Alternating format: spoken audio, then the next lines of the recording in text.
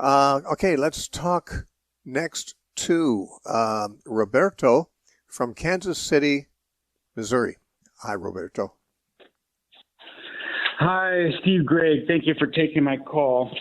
I would like to ask you, well, I watch you on YouTube. That's mainly where I get your program and everything.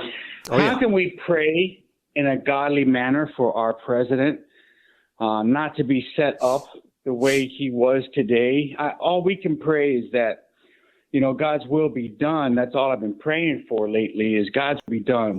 We learned the hard way over the last, 2 elections. And he was set up today to go to this church service where the pastor, if you will, was begging him for mercy on the homosexual community, gay rights, and migrants.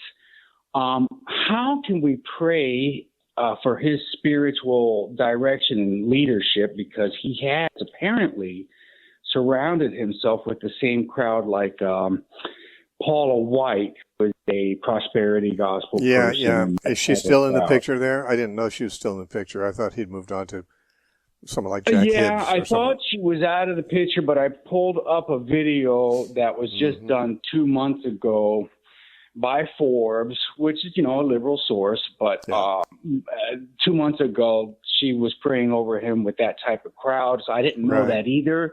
Okay. Well, let me jump in. Let me jump in here. I hadn't heard about what happened today, so I don't know anything about that. But as far as being set up, I'm not sure how you mean that. I mean, the president is going to be challenged about lots of things throughout his term, and should be. Presidents always should be. And I didn't obviously hear how he responded, so I can't tell. But all I can say, if your question is how shall we pray for him, I mean, if that's not just a way of you making some statements, but you're really wondering how shall we pray for him, I think we should pray for him to be wise, and for him to be committed to justice.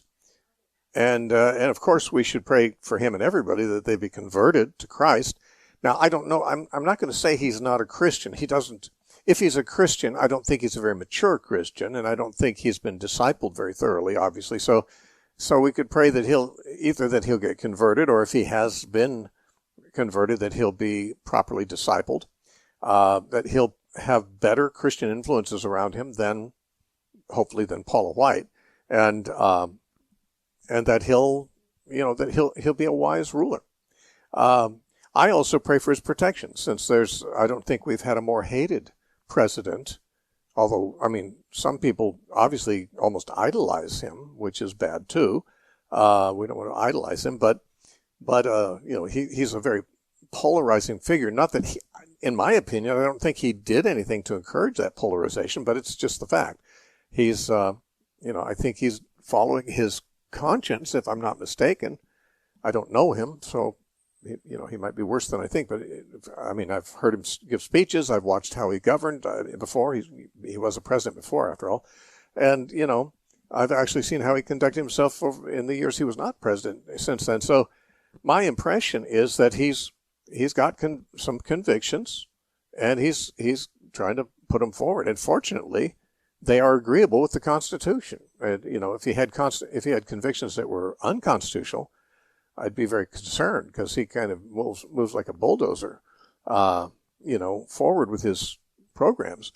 But it seems to me, as far as I can tell, the main controversial features of his plans are quite in keeping with the Constitution, which is what the president's supposed to be. Now, some people say, well, but he doesn't follow the Bible. Well, I don't know what he does in terms of following the Bible, but the job description of the president is not about following the Bible. I think everybody should follow the Bible, including the president.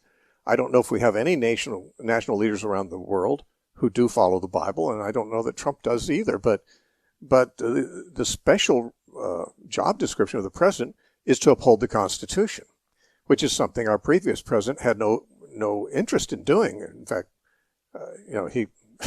he allegedly added an amendment to the Constitution just as he was walking out the door which, of course, a president can't do. That's unconstitutional itself. So, I mean, we've had a president for 4 years who had no interest in the Constitution, just his own agendas. Now, Trump has agendas, too, no question about that.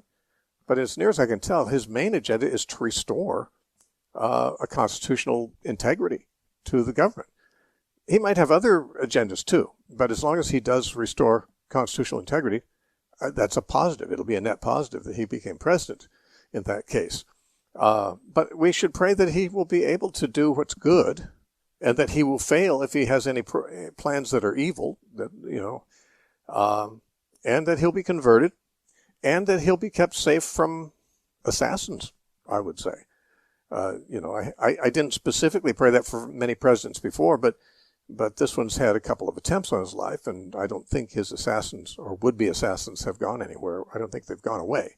So those are the ways I would pray for him. And, inherent in the prayer that he would have wisdom is that he would know how to address situations like the one you described today.